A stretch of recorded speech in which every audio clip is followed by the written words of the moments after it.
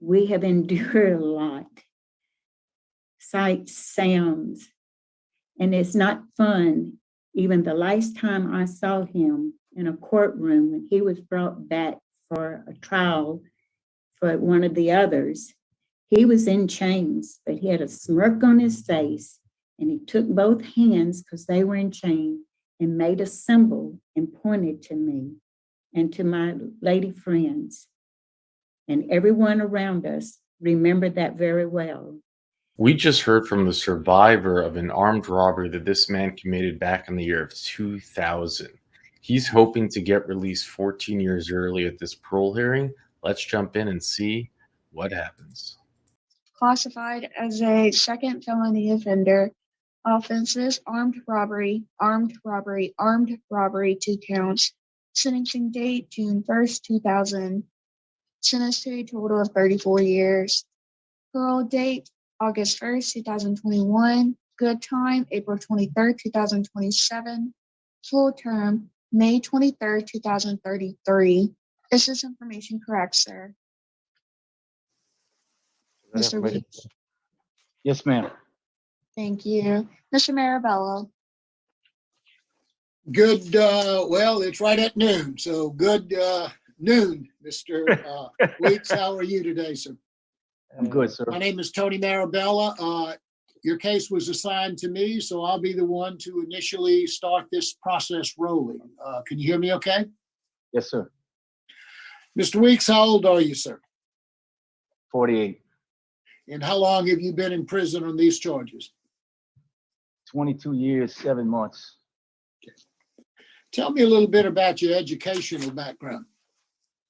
I went to high school and I dropped out in the 10th grade, and I was working for my father, construction, and I went to take my GED as a prep school, and I failed on one part and I never went back. So Okay. I recently just got my high set a couple When years ago. did you get your high set? 2018 in October. Tell me about the kind of work that you've done while you've been in prison.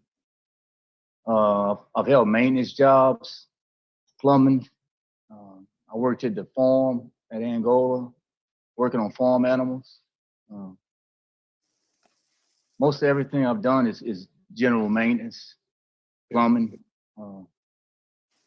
and currently I'm at the dog pen working with a canine hound. How long have you been at the dog pen? Right at 7 months. So. And Before that, as I understand it, that's a pretty valued and trusted position to be in. Is that correct? Yes, sir. Tell me a little bit about some of the programs that you've taken while you've been in prison. I've taken multiple substance abuses, anger management, cage of rage. I took a living in balance. I took the 100 hours pre-release. I've taken several help programs that I just left from my parish. And I just finished NA and AA Anonymous in October of this year. I've taken some parenting courses as well, Best Dads and Hope, which is the same thing as parenting from where I came from. Let's talk a little bit about what got you in prison. Let's talk about these armed robberies. What was going on in your life, and why did you commit these armed robberies? I worked in the oil field off and on towards that era, and I started coming in and the partying got out of control, led to more drugs. I'm a drug addict and alcoholic, and it just spiraled out of control. And I brought in other people that had the same problem, and next thing you know, everything spiraled out of control. I made some bad decisions, and it cost me. And I take full responsibility for everything I've done. When did you start using drugs? Hard, I would say probably about 18, 19 years old. Off and on, and it escalated. What kind of drugs? When you say hard drugs, what were you using? Coke, crack,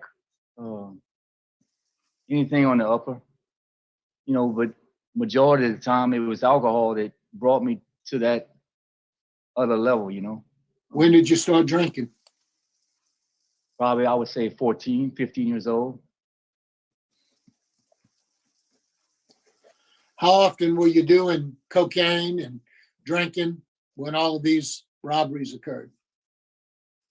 Every day, every hour. I was sprawled out of control, Now, you've had a horrible supervision history. Almost every time you get out, you go back in because you get revoked. Tell me about that.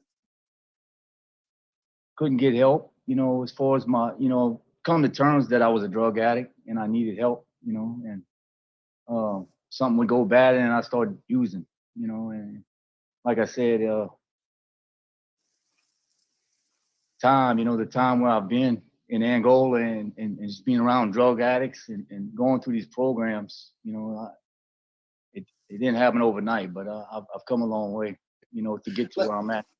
Let me ask you, in the various times that you were on supervision, whether it be probation, whether it be parole supervision, were you ever required or ordered to get any sort of substance abuse evaluation or any kind of drug treatment? No, sir, because I wasn't being the crimes I had I didn't have to submit a piss, a urine, drug screen, and I had different type of charges, so they wasn't really enforcing any type of substance abuse. You didn't have any restrictions on you weren't supposed to use drugs, but you didn't have any obligation to go get substance abuse treatment. No, sir. Have you ever sought outside of prison to get your own substance abuse treatment? No, sir. Let's talk a little bit about the substance abuse programs that you have taken while you've been and what you've learned while you've been in prison. You started out a few moments ago by telling me you're a drug addict. I mean, is that accurate? Yes, sir. Okay. So tell me what you're going to do about that. If we were to release you or to vote to early release you, what assurances do we have that you're not going to go back to that? Because, I mean, I think you understand, once a drug addict, always a drug addict. Yes, sir. So I can tell you this, I through prison, in the places I've lived, I've been surrounded by drugs. In most places, had access to drugs. I believe that. And I'm not going to say I've been a model prisoner. I had a couple of slips, but I learned from it, and I moved forward. I made a choice that, years ago, especially living in Angola, I was around 80% supposedly never going home. And most of these guys, this is what they live for, drugs or some other means to get high. And I had to make a choice.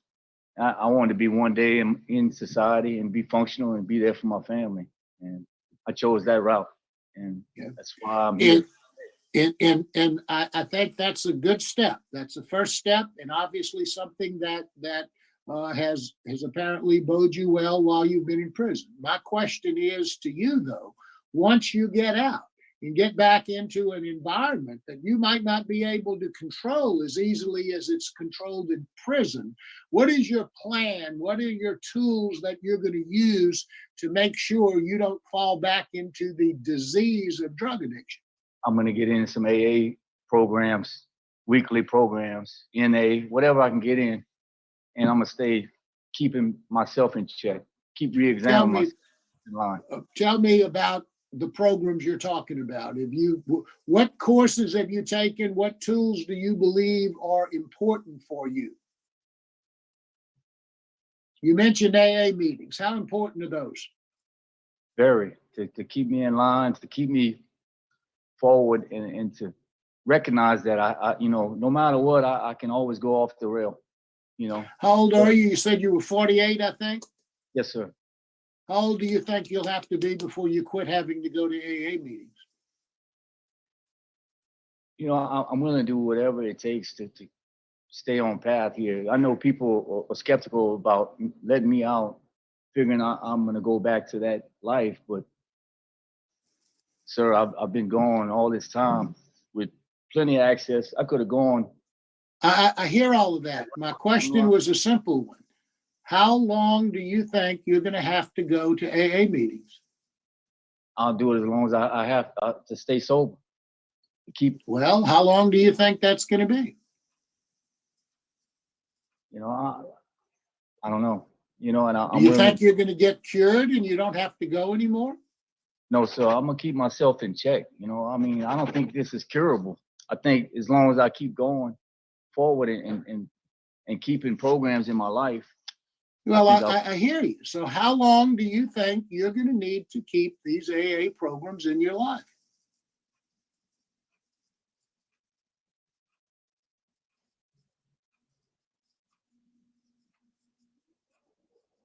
Maybe a year. And then after a year, what'll happen? What happens when temptation hits you again? What happens when things don't go well? What happens when all of the stress of real life gets a hold to you and you fall back into that same rut? Maybe I just continue staying in programs until, you know. Well, I had hoped that that's what you would tell me from the get-go, because if you've taken all of these programs, I'm fairly confident that's exactly what they tell you. If you're an addict, you're going to have to deal and struggle with this for the rest of your life, not just for a year, but for the rest of your life. It's a disease. It's not a choice. I know, sir.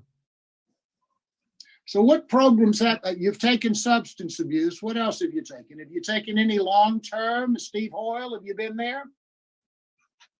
I've taken substance abuse, living in balance, AA, NA, you know, self-improvement programs, character.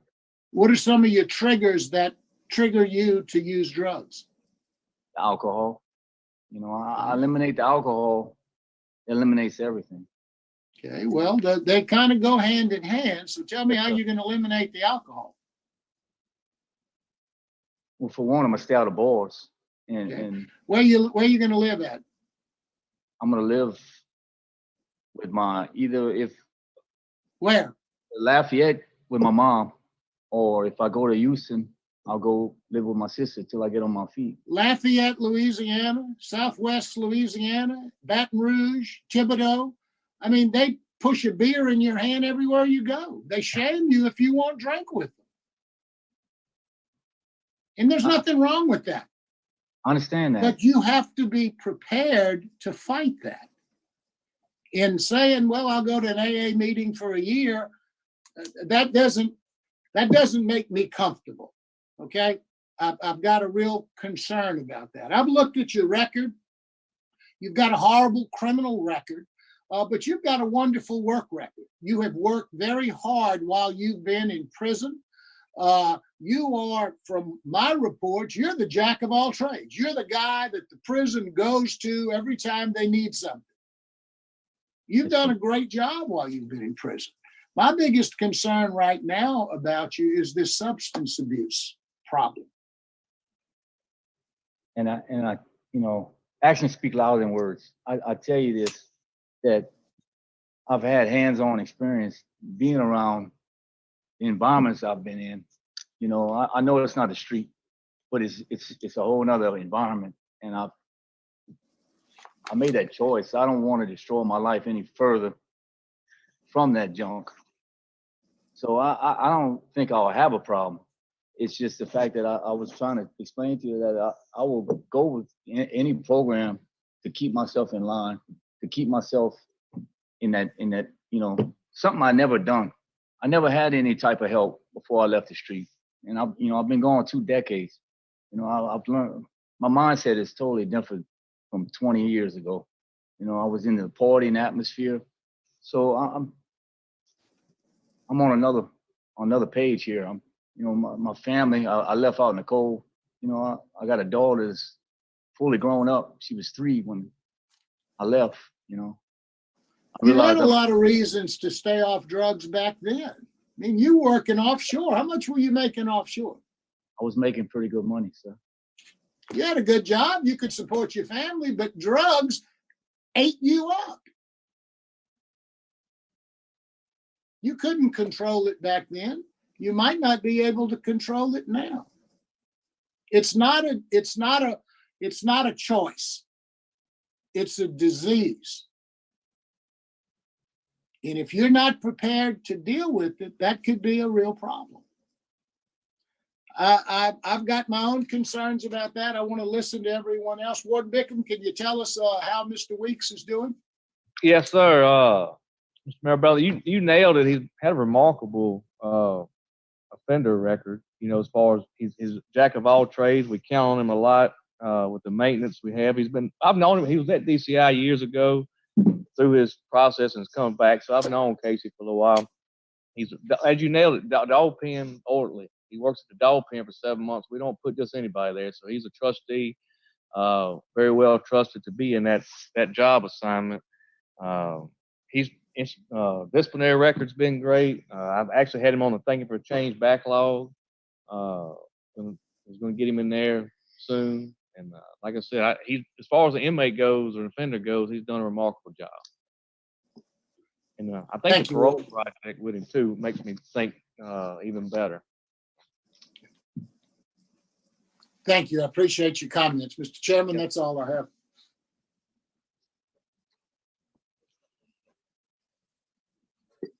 Thank you, Mr. Marabella.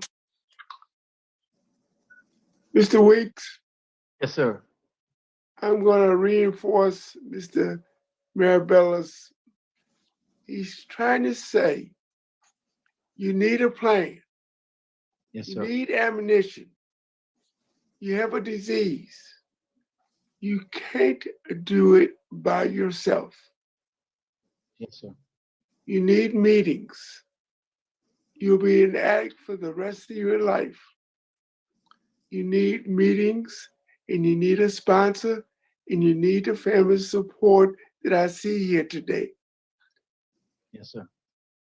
You are going to get in trouble sooner or later once you release. You must depend on family in times of stress, in difficult situations that will lead you back to alcohol, which will lead you back to drugs. Yes, sir. You had that family before you were incarcerated. You didn't use it. You have to use it now.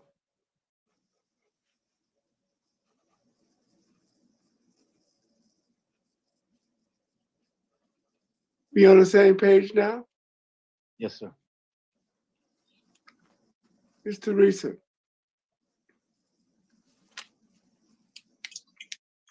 First, we will hear from Mr. Andrew Hunley from Louisiana Parole Project. Andrew Hundley, appearing on behalf of Louisiana Parole Project today to confirm to the board that Casey Weeks would be a client for our reentry program if he's granted parole release. Casey has a solid Lafayette reentry plan that we wholeheartedly support. And as Mr. Nordyke informed the board earlier, if for any reason the board had concerns about the Lafayette plan, there is an out-of-state plan for him to go to Texas to live with his sister. His plan for, for the last several months in preparation for this hearing has been the Lafayette plan. It includes a solid employment plan. So it's Parole Project's position to ask the board to first consider that Lafayette plan if the board's inclined to grant. If Casey is granted parole, he will have all the support that all clients have through our reentry program, which will start off with our intensive reintegration, where we'll work with Casey to learn technological skills, social skills, learn new social norms, even before he transitions to live with his family. During that time, specifically as it relates to things that were brought up here, Casey will have a mental health and a substance abuse assessment that then he will obviously have. I know definitely that substance abuse assessment is going to come with some follow-up. And I know if this board grants, there will already be things that the board would put as conditions. What I can tell you is Parole Project's committed in the short term and the long term to work with Casey on his sobriety. That's first and foremost, ensuring that he follows through with any conditions this board sets and any conditions through those assessments, but also to help him find a sponsor, to help Casey understand that his sobriety is something that he's going to have to work on for the rest of his life, and that he understands and has access to the tools on the outside to continue that. I can tell you our organization and his family is committed to help Casey have a successful reentry, especially as it relates to his long-term sobriety. I can tell you that Casey is much more mature today than he was 23 years ago. He is not the impulsive person he was 23 years ago. And just from someone who worked with Casey on the Angola Range crew, I can tell you there aren't many people who work harder than him. There's a lot of fence around the cattle operation at Angola that was built by Casey. That is a thankless job that most people don't want to have, and Casey did it willingly. Very positive that Casey, once he has employment, will be able to keep that employment and will be able to build a successful life for himself, and Parole Project stands by ready to help Casey do that. Thank you.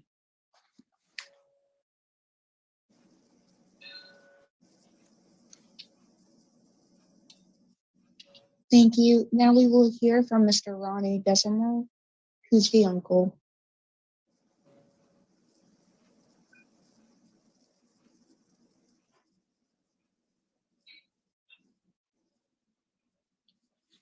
Can you hear me? Yes. Okay. I'm Casey's godfather.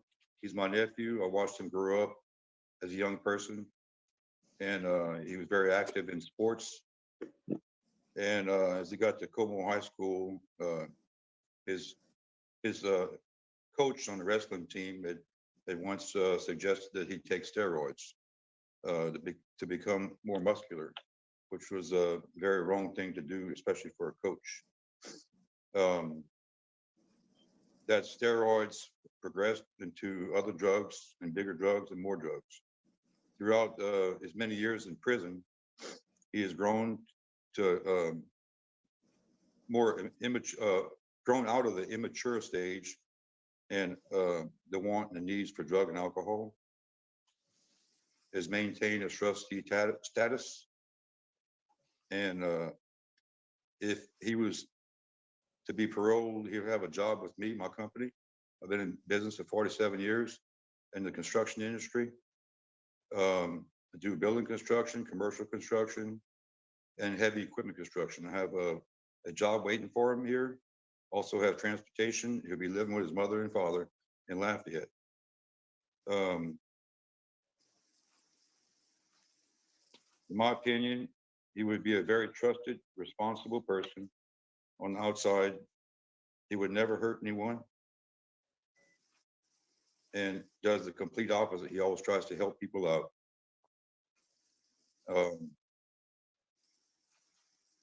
He has a very good support system here in Lafayette with the family, and we'll see to it that he gets into an AAA program. He also mentioned, I talked to him a week or so ago, he would like to start an inmate program in Lafayette Parish Jail if he would have the opportunity to go and talk to some of the inmates coming in off the street to try to stop them from walking the same path he did. And I will help him do that if he wants to. Thank you, sir.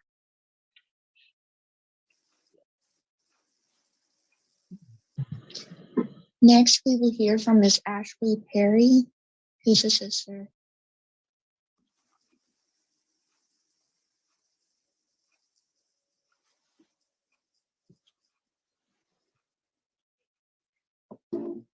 Good morning.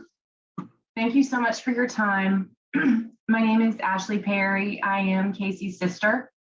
I'm here today to speak to you on behalf of my brother. I would love to begin by telling you that Casey was a wonderful brother growing up and that I have nothing but fond memories of him, but that wouldn't be true. Casey left home when I was 8 years old, and what I do remember of him living with me is more bad memories than good. In his final days at home with us, Casey's relationship with drugs and alcohol was in its infancy, and his behavior made his final departure from our home feel like a relief from chaos and turmoil. For the next 10 years, our family was constantly humiliated by Casey's behavior. His drug and alcohol problem led him in a direction contrary to his upbringing. The stress he caused to my mother, my father, my grandparents has been extremely hurtful. It wasn't easy to walk through the halls of the same high school Casey attended, once a baseball player and star wrestler, now a criminal. I'll spare the board any more in-depth explanations of teenage angst I felt towards Casey. This is really only to explain to you that when Casey committed the crimes that led him to his incarceration, I was neither surprised and nor upset. I was relieved that he was gone because he could not be stopped, and I was worried he would end up in jail or dead. I did completely turn my back on my brother, and I did not speak to him again until 2005. In 2005, I still felt that he was exactly where he needed to be. He did not show remorse, only a desire to leave prison, and I felt that nothing had changed. In 2010, I was married, and soon after I welcomed my first child into my life, and becoming a mother was transformative, and it did lead me to pursue a correspondence with my brother again. At the beginning, I was skeptical that anything had changed, but I felt the urge to at least get to know him. For the last 11 years, I have watched as my brother has done something that I truly did not think was possible in his life. He has grown. He has accepted the responsibility for his actions. He has apologized to me and others over and over. He shows only remorse for all the mistakes that he's made. I was once one of the most vocal people in expressing that Casey was exactly where he needed to be. However, over the last 11 years, my position has changed entirely. I believe he's an addict, but he has left drugs, alcohol, and criminal behavior far behind him. I believe he wants to re-enter society and be a very productive member of it.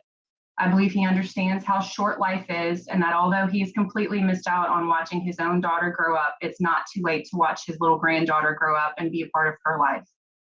I truly believe that Casey has changed. I understand that there is opposition to my brother's release. That is very unfortunate. Should it be determined that this opposition requires that Casey be released to live in a location other than Louisiana, my husband Matthew and I are willing and able to provide Casey with the necessary support to get back on his feet. We have 2 young children. We are very active in our community and our children's extracurricular activities, and I believe we can provide a stable environment for Casey in Houston. But I would like to also share that I believe that our mother, our younger sister, and the extremely large immediate family and extended family support Casey has in Lafayette, along with the job opportunities available to him through our Uncle Ronnie, should he be released, would be of a great benefit to him and the community. However, our family will graciously respect any decision that the board makes. Thank you so much for your time today. Thank you, Ms. Perry. We will now hear from the opposition side, Ms. Sandra Williams.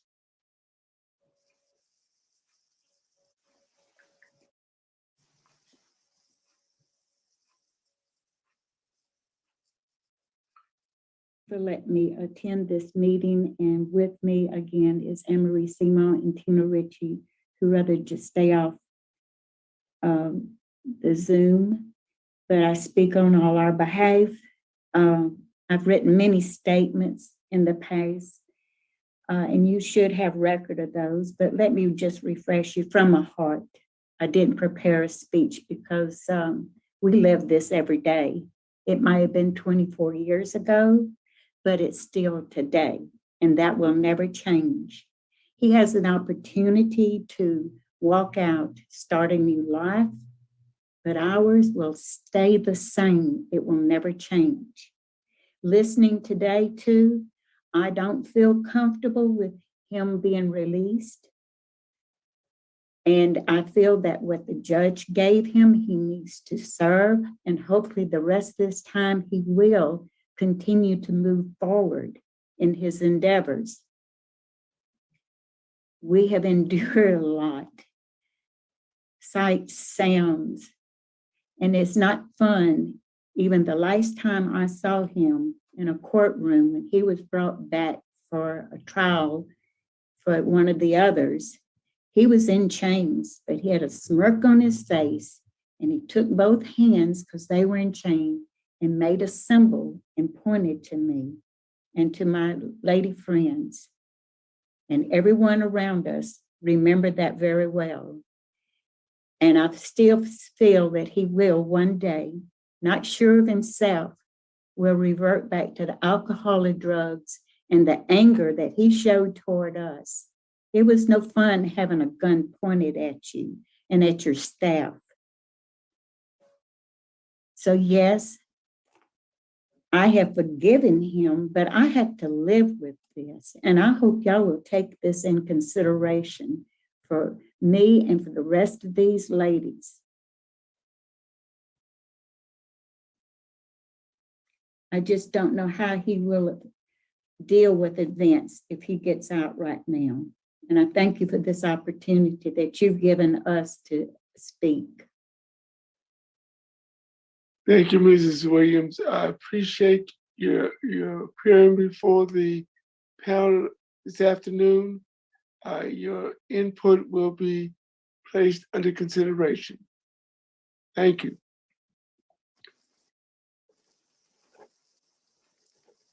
If there's no more speakers, Mr. Weeks, Yes, sir. would you like to make a brief closing statement before Mr. Nordyke closes out the hearing? Yes, sir. I'd like to say one thing to my victims. You know, I've waited for this day a long time, and it's been on my conscience. You know. Mr. Weeks, Yes, sir. relay that message to the victims through the panel. Okay. Talk to the board, not to the victim. Okay. I'm sorry.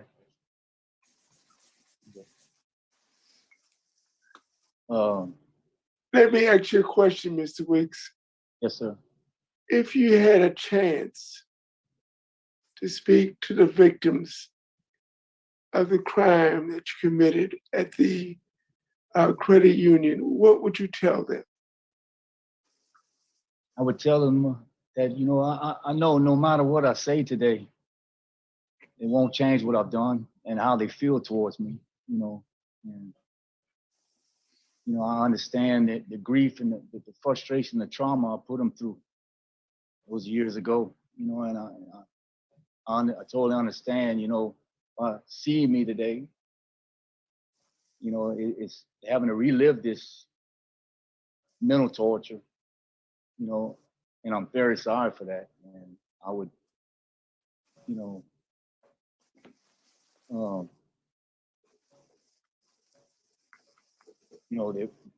I'm very sorry to their family and anyone that was in their life that this was affected by. You know, it's not a day that goes by that I've been in prison that I feel like that regret, you know, and that harsh reality that I'm a cause of all their distress, you know, and I'm very sorry for that. You know, I was a different person back then, you know. I understand their feelings on me, and I'm hoping one day maybe they can forgive me. You know, I made some crucial mistakes, you know, early on, and I'm very sorry for it. I take full responsibility for it. I'm not saying trying to point any fingers at anyone. It was all me. You know, that's what I would tell them. Thank you, Mr. Weeks. Thank you, sir. Mr. Nordyke? We've offered the panel two plans. The favored plan would be the Lafayette plan because the employment opportunities are so much greater. But if the board chooses the other plan, I've spent a long time on the phone with Ashley, and I am convinced that she can develop some employment opportunities, as can the uncle.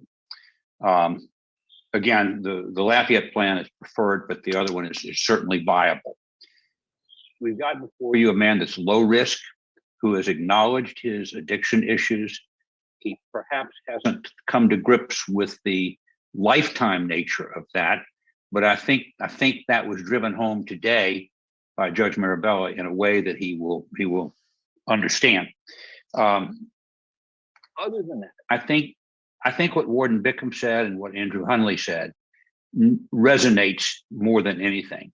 You've got a man before you that is well accomplished in the prison environment. He's done everything asked of him and more. And he is in one of the most respected positions currently that there is. And when he was at Angola on the range crew, it's hard to be more respected. So I would ask for his release under whatever terms and conditions the board sees fit, the panel sees fit. And I'm quite certain that Casey will comply. Thank you, Mr. Nordyke. Is the panel ready to vote? Yes, sir. Mr. Marabella? Thank you, Mr. Chairman. First, I'd like to say to Ms. Williams, thank you for the courage to be here today, to state your position and to give us how you feel. And I respect the fact that you indicated you have forgiven him, but you certainly have not forgotten. And I understand that. So thank you for being here. Mr. Weeks, you've got a horrible criminal history. You have every opportunity you've been given, you failed. Primarily because of drugs, and we all accept that. I think your sister very honestly and very courageously put it, she gave up on you. She turned her back on you. You just, you were just not someone that could be trusted. But since you've been in prison, I've seen and I've looked at your file, you've made a complete turnaround.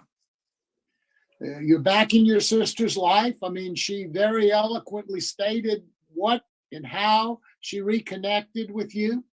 The warden has indicated, and your record indicates, that you are a very trusted prisoner.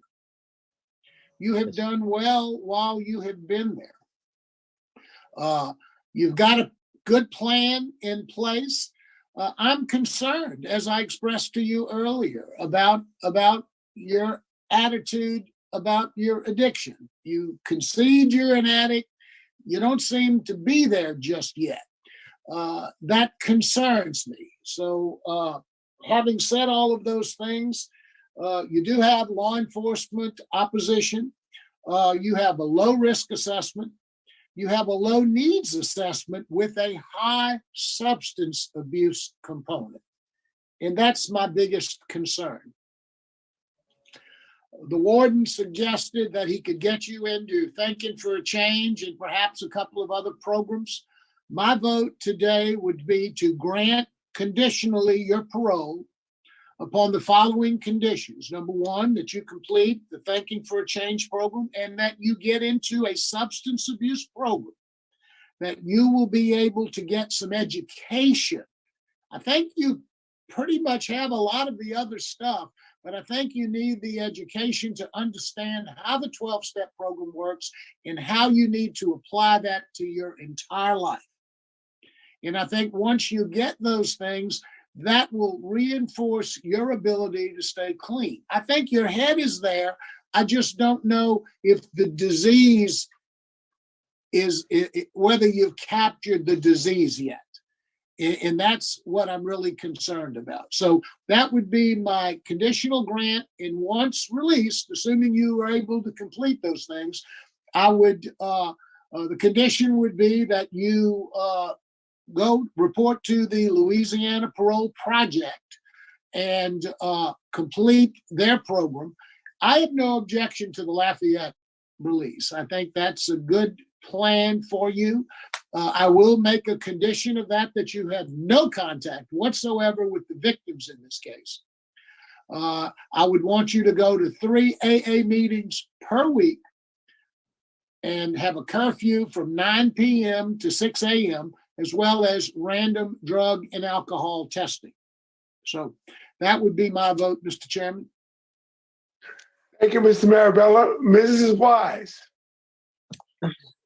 Mr. Weeks, I read what's been presented. You are a lucky man, and I think you recognize that. You are, and I do want to express to Ms. Williams, I really admire your courage. Thank you for being here and participating in the process. Thank you so much for that. It really helps. It really helps. I am inclined as well to take a chance on you, sir, because of the good work that you've done. And I see the need for the treatment as Mr. Marabella has already outlined. So my vote is to grant, and I concur with the conditional release as well as the residence plan afterwards, with the added condition that you receive random drug screens over the entire period of your supervision.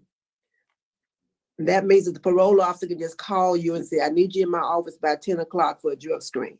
Or, and that's what the random drug, they might do it once a year, might be twice a year, you might feel like they're picking on you and they calling you every week. But Yes, but it's up to the officer. So best wishes to you, sir. And again, when we say no contact, those 3 businesses, if they are still in existence or whatever, you're not to even go by there.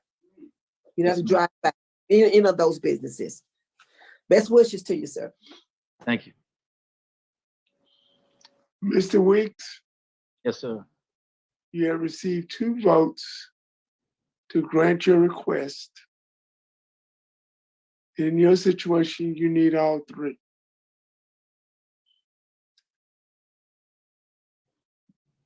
I'm going to take a chance on you.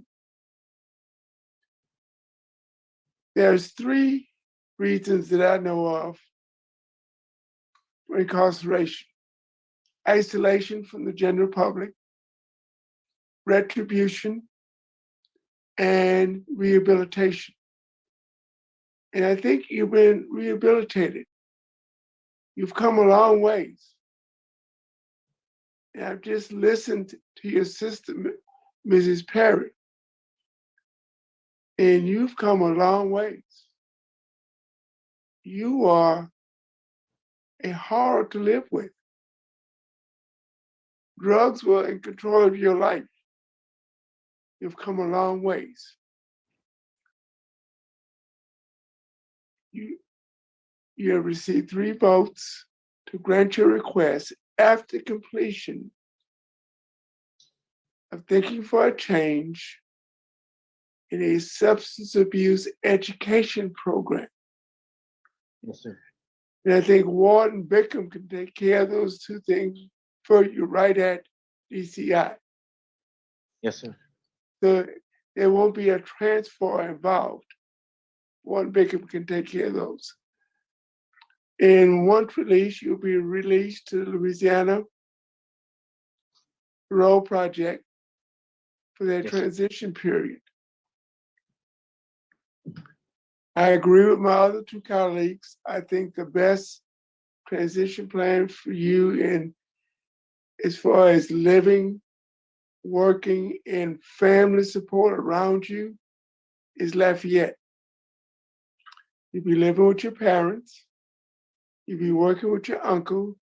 And as your sister said, the major and the majority of your family members are in that area. Yes, sir. Get your good AANA program. Get your good sponsor. Lean on your families for support. But I want to explain one thing to you. On the initial visit to your parole officer, you should identify each and every victim of your crime. That no contact order Yes, sir. It's the quickest way that you can get reincarcerated. So I'm gonna tell you, if you ever come before me and it's a violation of the no contact order with the victim or any one of the victims, I'm gonna revoke it. Yes, sir. Sight unseen. So identify your victims. If you see any victim or the victim's family in Walmart, Kmart, any place, and you have to register, leave your groceries, leave your items, and leave the store. Yes, You sir. ought to have no contact. If it's accidental, you just walk the other way and get out of the space that those individuals are in. That is the least you can do for the victims. Yes, sir. Besides the no contact order, you have a curfew from 9 p.m. to 6 a.m. You are to be released to the Louisiana Parole Project, random drug screens, and you are to attend AA meetings at least 3 times a week. Do you understand those conditions? Yes, sir. And as soon as you complete that program, I think your parole date was August 1st of last year. So you will be released to the Louisiana Parole Project. And after that, you will go to your Lafayette address. Yes, sir. You received 3 votes to grant your request. Your request has been granted. You have a good day. You too, sir.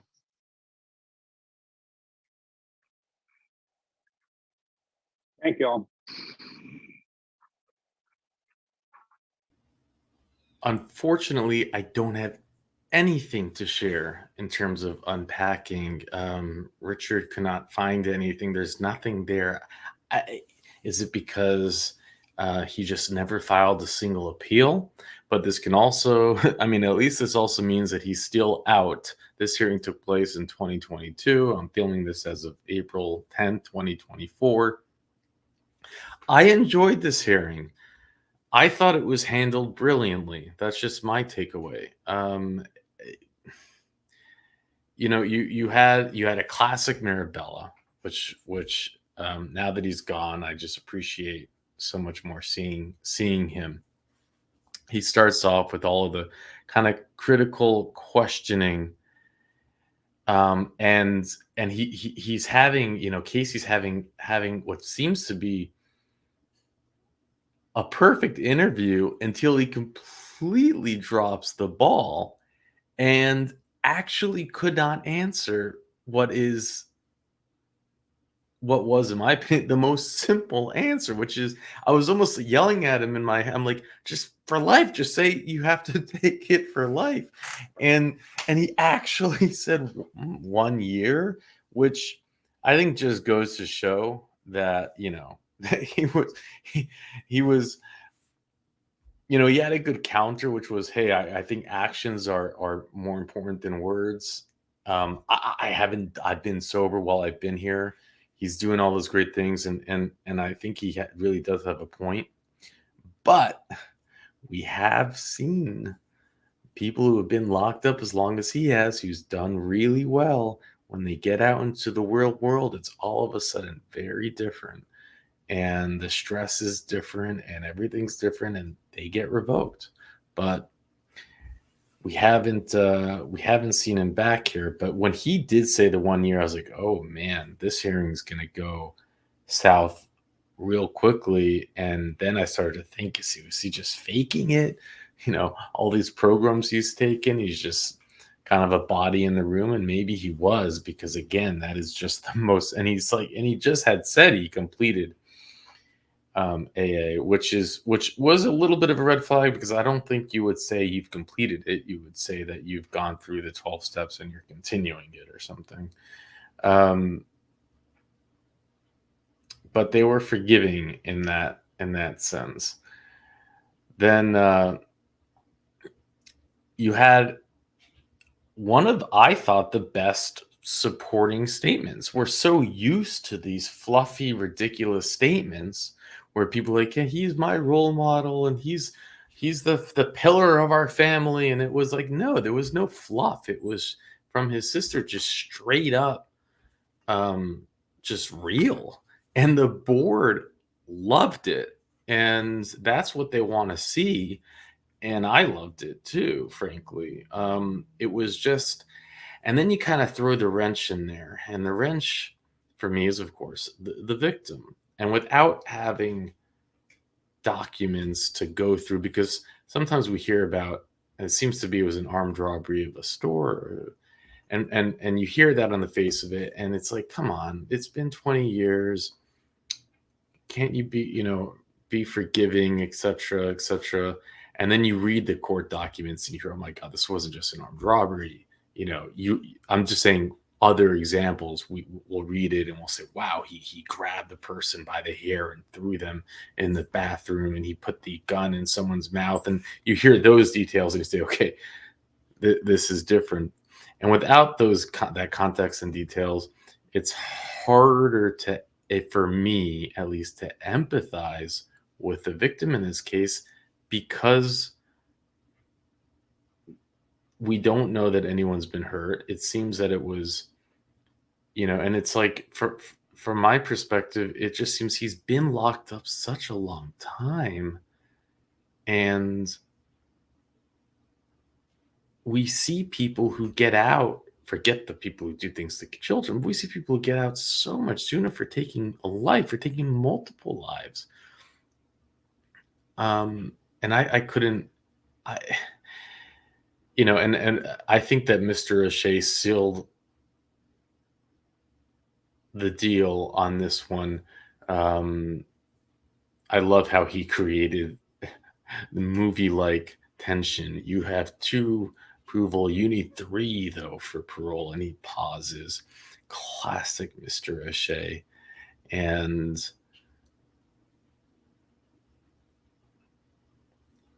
And then he as like the Papa Bear that he is, he with the grant, he still empowers the victim, and they all thank the victim for coming, which was also very nice to see. We can't take it for granted. We don't see it all the time.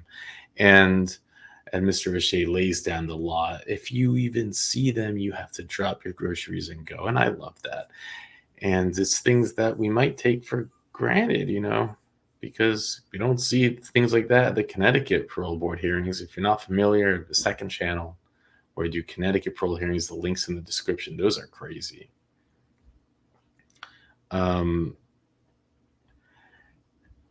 He's a huge man, right?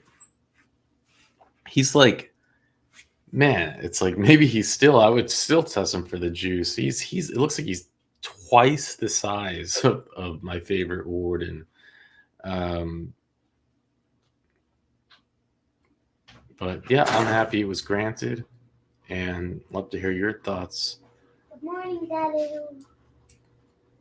I mean, not good morning. Hi, Daddy. Hi. Okay, my daughter just came in. With that, I'll let you. Classified as a first felony offender. Offense, manslaughter. Sentencing date, August 19, 1998. Sentenced to a total of 40 years. Parole date, August 1st, 2021. Good time, October 27, 2031. And full term, March 5th, 2038. Is this information correct, sir? Is the information correct? Yes, ma'am. Thank you. Ms. Pearl. Thank you. Good afternoon, sir. Good afternoon, ma'am. My name is Pearl Wise, and I was assigned your case. So I'll be interviewing you first. I know it's been a long day for you, huh? Yes, ma'am. Yeah, okay. Mr. I can't pronounce your first name. I'm just gonna call you Mr. Lance, okay? Yes, ma'am. How long, count out for the record how long you've served? Almost 24 years. Almost 24 years. Okay. 24 years in March. 24 years in March. And you have 820 days of programs. So call out the top 3 programs that you've taken that really made a difference in your life. Anger management,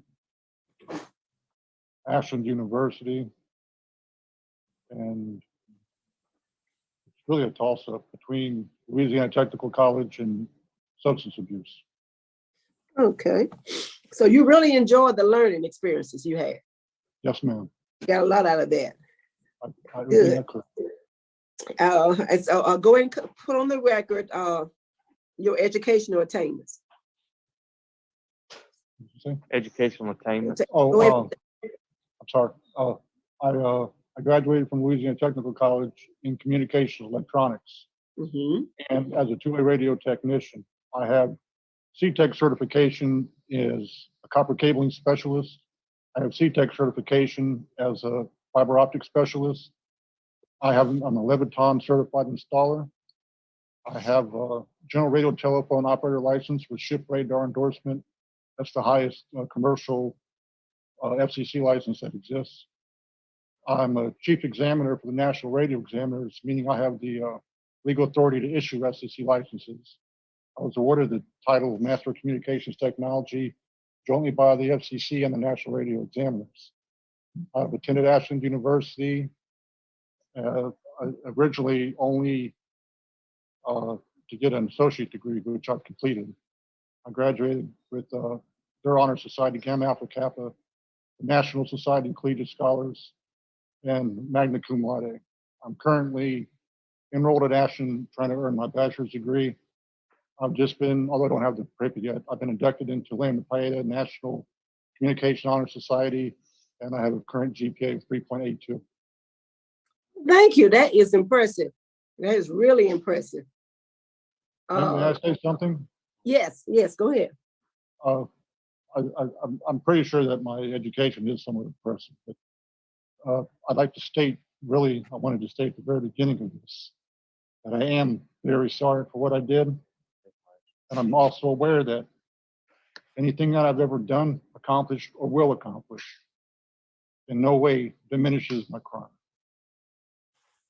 Any ego or pride that I would have because of my accomplishments are greatly lessened by knowing this. Thank you for that. Because that's my next subject. I was going to ask you about the crime. You guys, how did you know him? How did y'all become roommates? Through a girlfriend that I had. She had known him and they'd been roommates at one time. And I had an apartment and she had that apartment. And she wanted me to move in there. So we ended up all three living in the same house. Okay, so it was you and your girlfriend and this guy. Yes, ma'am. Okay. So tell me what happened. Why are you in prison? What happened? We had gotten in a verbal argument. We had many arguments. Sometimes they were physical. But in all honesty, I got very angry. And for lack of a better term, I flashed out and I attacked him. I was the aggressor. I'm 100% guilty of this crime. And I'm sorry I committed it. And it was all me. It was all me. I had a lot of problems with rage. I wasn't really raised right, to tell you the truth. And I've done a lot of bad things. Never anything close to this. But I've been in many, many fights in my life, and it's my fault. It's 100% my fault. Yes, The sir. person did not deserve it. If the victim's family was here today, what would you say to them? Pretty much what I just said, that it's my fault. Okay. I'm 100% accountable for this. I'm sure you probably hear all the time when somebody says that there's nothing they can do to change what they've done, but that is so true. Mm-hmm. But I can say that I've done everything I can to change myself, to not be that same person. And I think I've had success in doing that, but it's still an ongoing process. like everything. But I'm certainly not the same person who committed the crime. So, do you remember when you first started getting in trouble? Do you remember how old you were?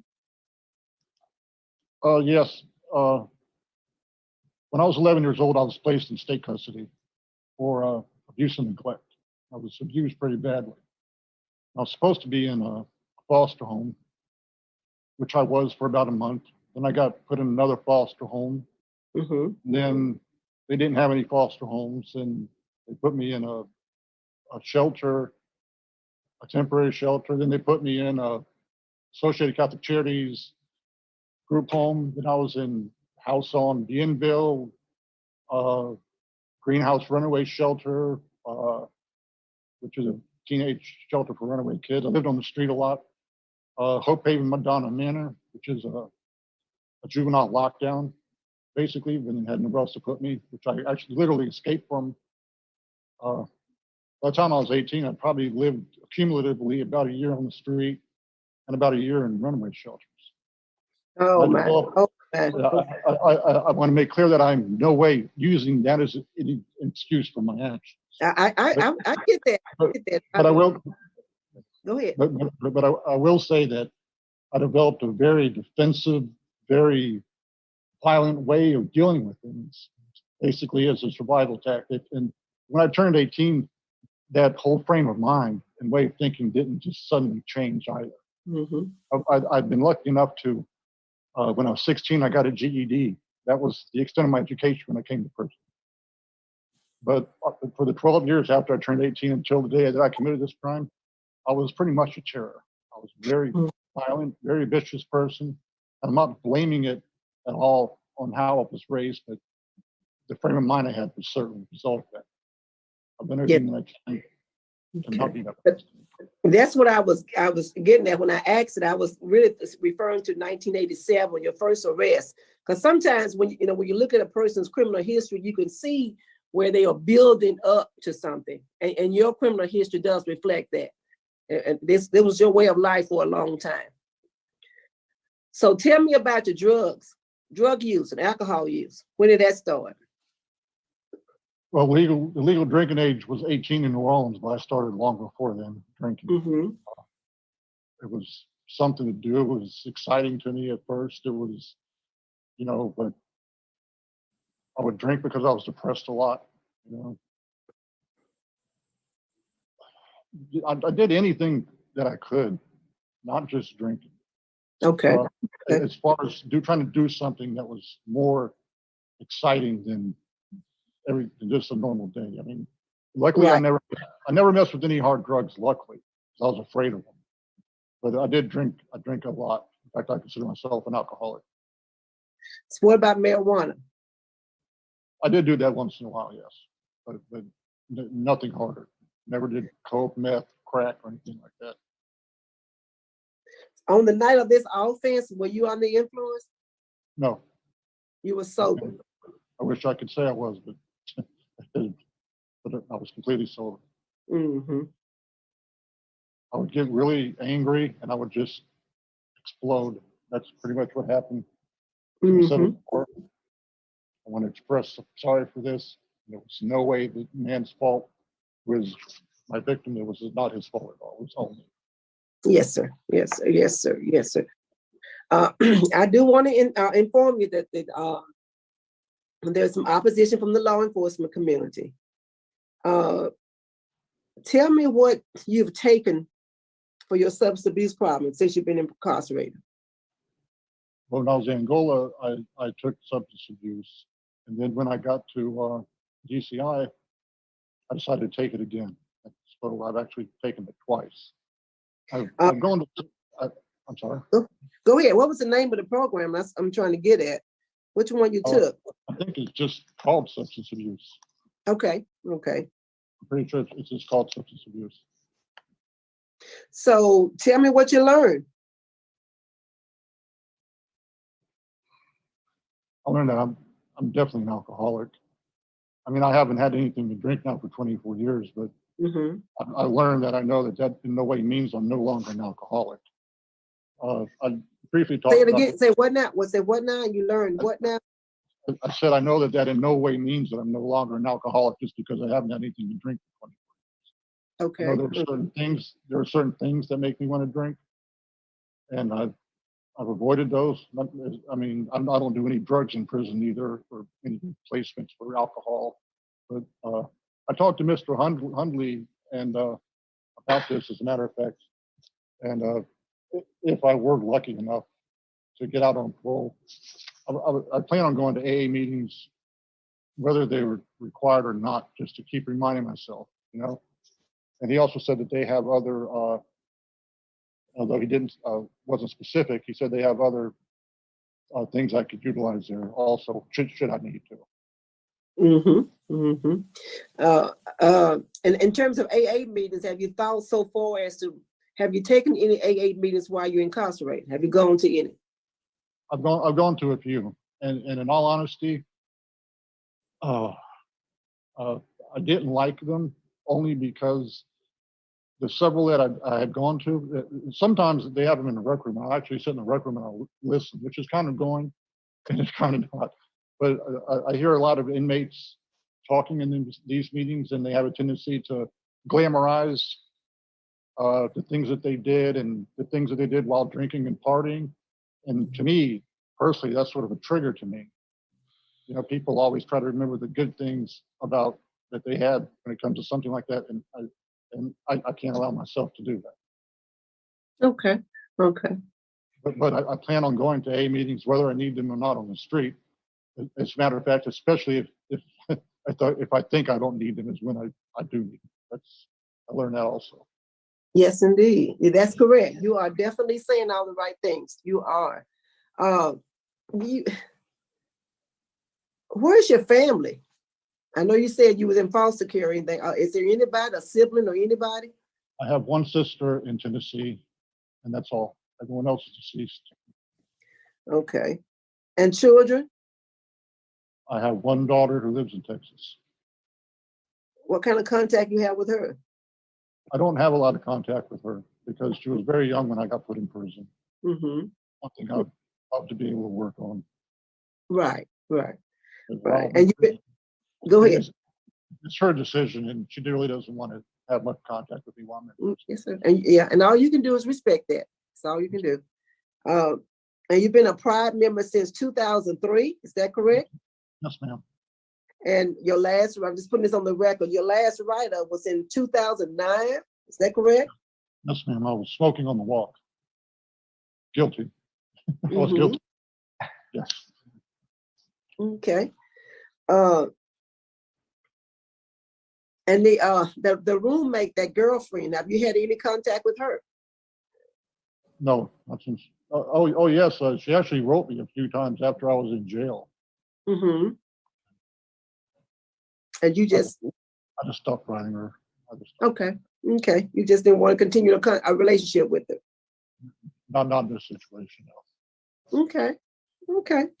So if you're successful today, so tell me your plans. Where would you live? How would you support yourself? I know you're going to the Louisiana Parole Project. I realize that. Do you have a job lined up? Or how would you support yourself? Mr. Hundley told me that he does have a job that I could have if I get out. This not guaranteed, but very close to being guaranteed. Right. But whatever I do, I've already talked to the site coordinator at Ashland. I definitely plan on finishing this bachelor's degree. Okay. I want to go on to grad school, and the National Society of Collegiate Scholars actually gives like $1 million worth of tuition scholarships to its members yearly. So I'm going to work that out when I get to it. But initially, I'm going to be finishing Ashland and working. Should I be lucky enough to get out, of course. Okay, all right. And there's a medical follow-up that you're dealing with as well, right? The medical care? Okay. Nope. Okay, don't worry about it. Well, thank you, sir, for answering my questions. You have definitely prepared for this day. And I want to commend you for that. You've definitely prepared for this day. Warren, is there anything you want to tell us? Yes, ma'am, I do. Good morning, Ms. Wise. Morning. Afternoon. I'm sorry, we don't get That's into right. that. I'm echoing you too. I've known Lance for years, and I'm gonna tell you, the Lance that we're talking about, those crimes, is not the one I know. I've never seen that anger. I've never seen. He's a very laid back person. It actually surprises me that of the anger he talks about he had in the past. Still do. He's been an exceptional offender. His programming, you see the list, 800 and something days of programming. He's an asset to us, actually. He's an art. I don't know if it's in the thing. He's one of our artists here, and he actually has done my portrait hanging on the wall in our building and stuff, but he does a lot of art projects for people. He's very, very talented, and he actually gives back to the local community when we do Christmas and stuff. He helps make toys to give back to the kids and things like that. So he's a proud member, trustee, great DB history. It's just, and then of course going to the parole project even adds a bonus on that. But he's been an exceptional offender. And Thank you. I want to add one thing too. He came to me and asked me if I would help him get trained to drive a forklift. But all this educational background and stuff, he wanted me to help him get trained to drive a forklift, which I am helping him do that. He said just in case he get a job driving a forklift out there. So we're working on that as we speak. All right. Thank you, Warren. You can tell he loves learning. That's for sure. That's all I had, Chairman. Thank you. Thank you, Ms. Wise. Lance. Yes, sir.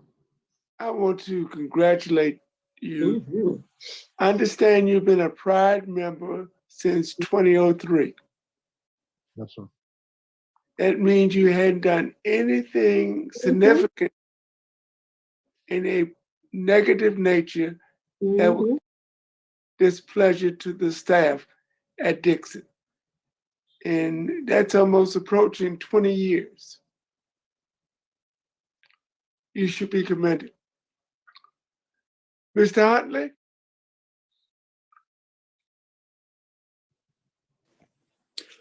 Andrew Hundley with Louisiana Parole Project here today to confirm to the board that our organization stands behind Lance for the long term. Obviously this board sees oftentimes there are people who are fortunate enough to have lots of family support. And unfortunately for Lance, he just doesn't have family still around, and Parole Project is prepared to step in and be that long-term support for Lance, not just because we like him, but because he's built a resume as an individual who can get on his feet. So we see Lance as someone that just needs the help to get there. I'm glad Warden Bickham mentioned about his artistic skills. He's truly one of the most multi-talented people. And one of the reasons I told Lance about driving a forklift is because we have an employer in the last few months that's asking us for as many forklift operators as we can get them, and they're paying a pretty good salary for those individuals who are able to take that job. But regardless, we have no doubt of our ability to help Lance get a very well-paid job, and his ability to keep that job, but also Lance's ability to find better jobs or be promoted at whatever company takes a chance on him. A very mature individual, and so we see Lance going through our transitional program, getting a job, providing him the support and the training, and providing him with the tools that this board's aware that we have, not only to address his reentry and reintegration into the community, but also that he has the success to continue to be sober and address the other issues that have nagged him in the past, so he can have that long-term support.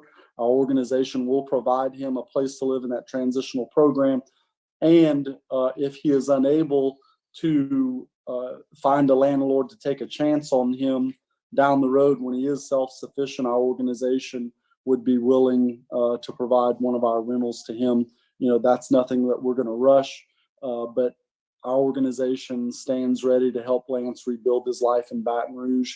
He will be an asset to this community, and he will be a success story, in my opinion, that this board is able to look back to and see that he would be very worthy on taking a chance on.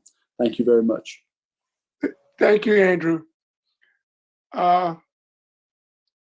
Lance, would you give me a brief closing statement? Yes, I'm sorry, I didn't mean to interrupt the warden when he said that the person who had those anger issues, I still have those anger issues. I still have a lot of issues. But like one simple thing in the anger management class was count to 10 before you make a remark. I've counted to 10 6 trillion times since I've been in jail. But I deal with the things because I have the tools to do them now, whether it's substance abuse or whether it's anger or whatever. But the one thing that I would like you to take away from this hearing about me isn't my educational achievements. It's that I'm very sorry for what I did. And I'm so sorry for what I did. It was senseless. And the victim did not deserve it. That is what this should be about to me, not what I've accomplished. I'm so sorry. And that's all I have to say. Thank you, sir. Is the panel ready to vote? Yes. Mrs. Wise. Yes, sir. Mr. Lance, I'll say again, you really prepared for this day. My vote is to grant the warden's comments, your institutional record, your educational record, all that you've accomplished, all that you've done. I hesitate whether we should make it conditional on you finishing the forklift thing, but I think you guys gonna get that worked out. Y'all gonna get that worked out. I'm gonna stay out of that. But I do want to set forth one thing, though. I want you to do 5 hours a month community service starting in June of 2022. Give you a few months to get acclimated using your art skills. You can teach people how to paint, just do something with your art skills. And perhaps think about starting a foundation of some sort using your victim's name as the name of your foundation, as a way of giving back, as a way of you helping the community and repairing. And with your art skills, you can do a lot of creative things with that. And that would involve people and senior groups, in a kind of thing that you could use your art skills to teach somebody how to. Sometimes somebody can just learn how to draw a couple of lines. They are very proud of that, of what they can do. And they couldn't do before, but after you've taught them some things, you'll be amazed at how excited people will be. But that's my vote to grant to the Lose Down Parole Project, and with the emphasis on the substance abuse evaluation and following up on that. They're going to do that anyway, but I want to emphasize that. And you do 5 hours a month community service, and that probation parole do random drug screens over your whole period of supervision. Best wishes to you, sir. Thank you very much. Thank you, Ms. Wise. Mr. Marabella. Thank you very much. My vote is the same as Ms. Wise for the same reasons, and good luck to you, sir. Thank you very much, sir. Thank you, Mr. Marabella. Lance, you have received 2 votes to grant your request. I too will vote to grant your request this afternoon. You've done a lot of good work. You have outstanding remarks from the warden, and you have good programs. Conditions after release, you are due to do community service at 5 hours a month.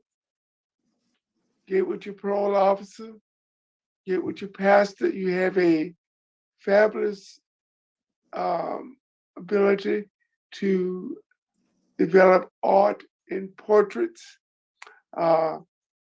It could be any way that you can help the community. But since you have that talent, you might want to go in that direction. Random drug screens at the discretion of your parole officer. And I'm going to add a curfew from 9 p.m. to 6 a.m. You have received 3 votes to grant your request. Your request for early release has been granted. You have a good day. Thank you very much.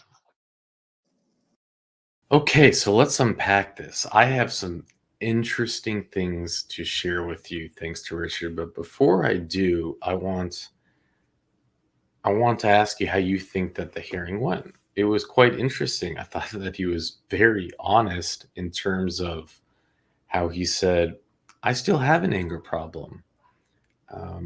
I deal with it every day. I have to count to 10, and I've had to count to 10 a trillion times. Felt he was being honest there. And the record might indicate that as well. It took just a few months for him to get arrested for horribly beating his girlfriend. Just a few months. And as of even recently, he's been in court and there's been quite a lot of noise about it. So we're going to jump in and check that out. With that, let's go. Evening. Thank you for joining us. First tonight, an unusual trial in the 19th JDC where the victim will not cooperate with the prosecution. Lance Sarkozy is accused of coercing a domestic abuse victim in his case not to testify against him. News 2's Alexis Maroney is in the newsroom with the story. Sylvia, court documents show that Sarkozy was communicating with the victim, Alicia Rogers, in phone calls and emails, or rather letters, and despite an arrest for domestic abuse. In our case, we believe in our victim, despite the issues that we are having. In 2022, Lance Sarkozy was arrested for domestic abuse. Arrest documents say he pointed a gun at the victim, Alicia Rogers. He was also charged with possession of a firearm.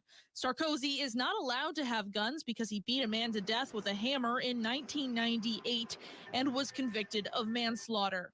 Yeah, so the trial is still underway right now. And obviously, this defendant, like anyone else, is presumed innocent. After the 2022 arrest, Sarkozy continued to communicate with Rogers. In court, a witness who combed through the recorded phone calls said there were 200. The two also spoke through letters where Rogers used other names. In the letters, Sarkozy gave instructions to Rogers on how to write an affidavit that would drop the charges against him, citing PTSD and mental illness. Later, Rogers was served a subpoena to appear as a witness for the prosecution. The contentions are that the victim would not come forward and cooperate for whatever reason that there are, and there are a lot of legitimate reasons why victims do not come forward. And we presented all of that evidence to the court, and the court ruled in our favor. In phone calls, Rogers told Sarkozy she would not show up in person to the trial. Sarkozy told her over the phone that would mean charges being dropped. Charges were not dropped, and now the court is able to use Rogers' testimony without her present. The victim does not appear and testify, that we're allowed under these circumstances to use that victim's statement of any kind of nature, either written or oral, as if she were called to testify live. And that trial is expected to wrap up later this week. Live in the newsroom, Alexis Maroney, WBRZ News 2. Pretty incredible, right? I mean, to think that you can to reoffend so quickly after getting out, and the way that they say it, it's like he had beat a man with a hammer to death, and then it's like, how do you get paroled? And that's why it's so important. You see these parole hearings, and it's like, okay, well, there was no victim opposition, there's no DA, he's doing all these great things, he's all these programs, he seems, he's got his anger under control, and like really maybe it just comes down to is that picking a fight with someone in Angola is different than picking a fight with your girlfriend when you have a gun. I mean, or taking a hammer out. I mean, it's just, I don't really know how to say it, but his counting to 10 clearly didn't work. And you also would say that what was he doing getting his hands on a gun? I mean, he must have just spiraled out of control. And it's like, it's incredible seeing this. It's just absolutely incredible. I don't know. We don't know the outcome of the court date that really just ended a couple months ago. I gotta assume that he was found guilty at trial, but it's for some reason the information doesn't roll out. Wasn't even made public. It was just but what we do have, what else Richard found is it's quite interesting. But that woman who refused to then get up and testify, she has this Facebook page that's basically claiming his innocence. She's like posting on this page. It's not her personal page, it's like a designated page about Louisiana corruption, and she continues to post there. I just why is East Baton Rouge of Louisiana wrongly prosecuting him? It says there's a witness with an affidavit that said that he hasn't done anything illegal. That last post is of March 14th, which would have been right after the trial. There's also something interesting that she posts, which is apparently, and this is quite interesting. Remember, he said he was an artist. He was at some point I think a lead singer in the band Pantera, but before it was called Pantera, it was called Razor. So she has like a video of him and a picture of him in the band. He's got the long hair and the whole thing. And if you're not familiar, Pantera's, a mega band. I used to love listening to Pantera, actually. And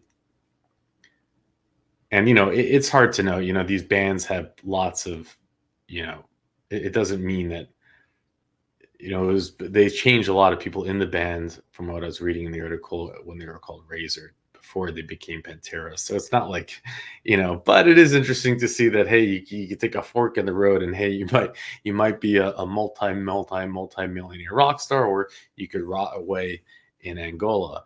And the last thing we can do, if you want to go over that case with the hammer, we can go over that. And it's a little overwhelming, right? There's so much information coming in, but we can go over it. Whose case? Was this a Miss Wise case? Or is this, I can't even remember who took over the interviews, but I didn't feel like they went into any of this information. Went into a little bit, right? I don't know. Maybe I have too much going on. It's hard for me to even keep track.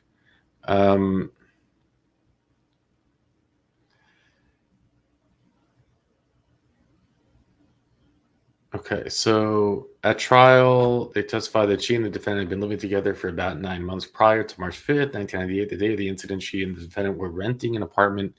And please, okay, that's not just YouTube. Don't strike me for that. On cross-examination, Ms. Tippey said that though she was never romantic with Mr. Mizzle, he had always been in love with her. On March 5th, I guess that's the victim, 1998, the defendant returned from work about 6 p.m. and when Richard Mizzle came in about an hour later, they resumed an argument which began earlier that day. The defendant wanted to borrow a quarter. Can you imagine?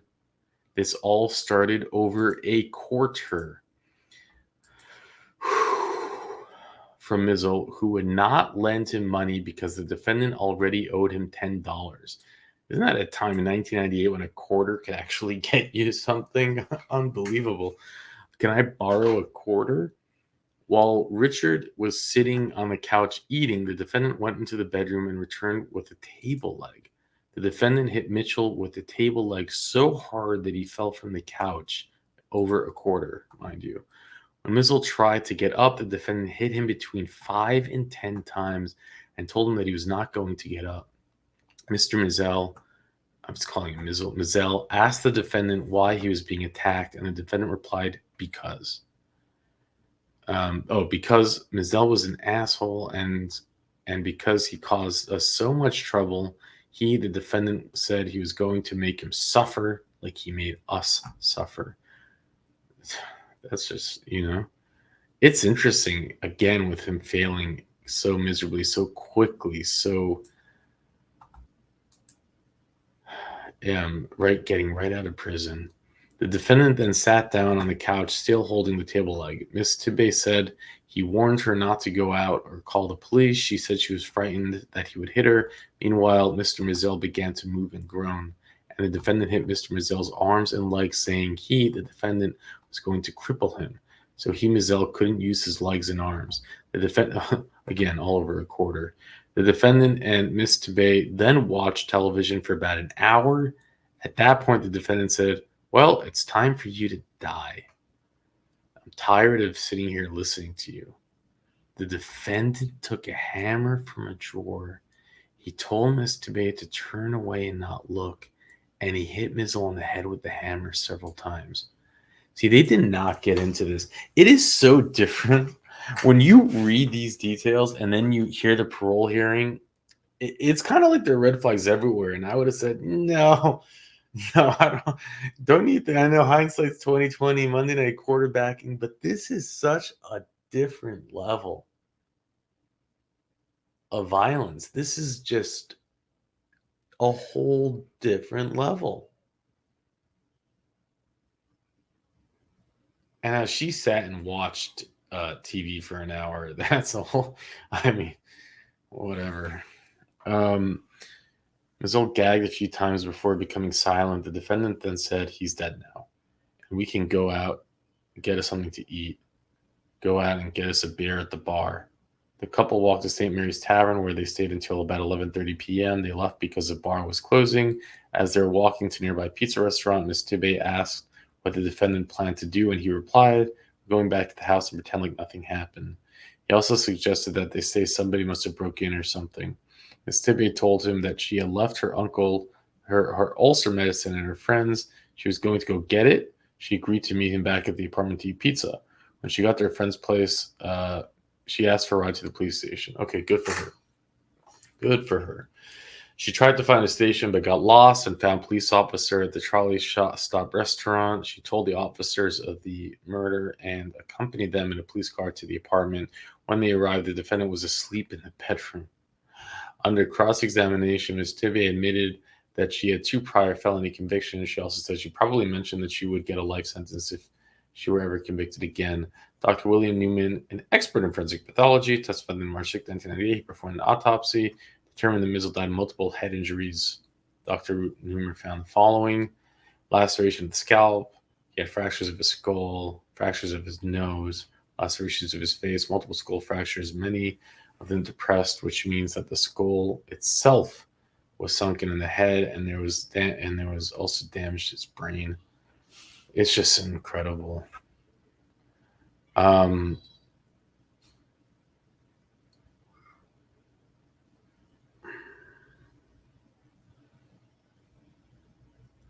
So what did he testify?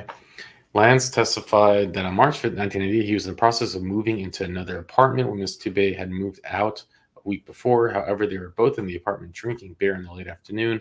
The defendant said Ms. Tibbe was pretty drunk. The argument between the defendant had been about $10 that the defendant owed Mizell, and it occurred in the morning. When Mizell came into the evening, he turned the television volume to the maximum and picked up a hammer. He approached the defendant, lifted the hammer, and brought it down so that it just barely nicked my face. This is again the defendant testifying.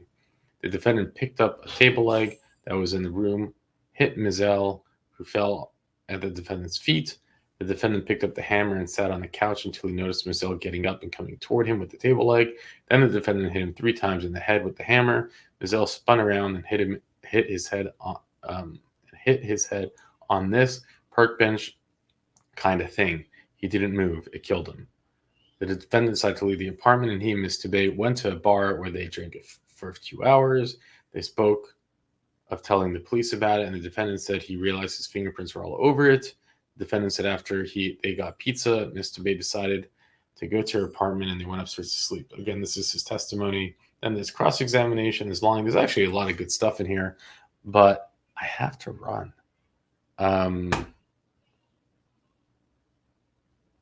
These are one of the better documented appeals, though.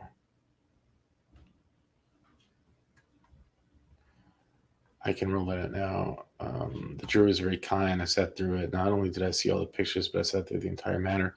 This is one of the matters that he had been charged with manslaughter. Sentence might have been a little less than that. So it wasn't any self-defense. He wasn't hit at any time. Let me lay on the carpet and the floor and bleed. Then when he was ready to leave, he told him it was time to die. Vicious, cruel, and no, there won't be any reconsideration by this court. There was no reason for this crime to take place. It was unusually cruel, vicious, and heinous. Now, this is from the judge.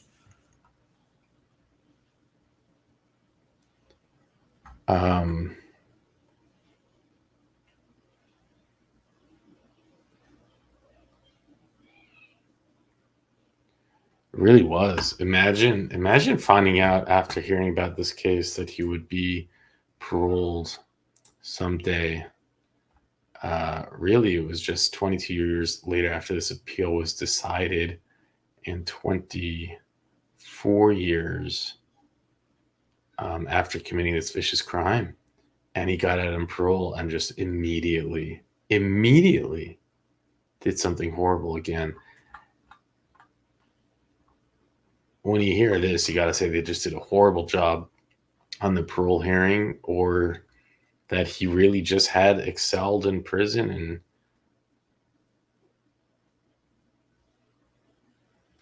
but I think, and you just couldn't tell. I don't know, but this is one of those cases that, wow. I'll put the links in the description, and with that, I'll let you go.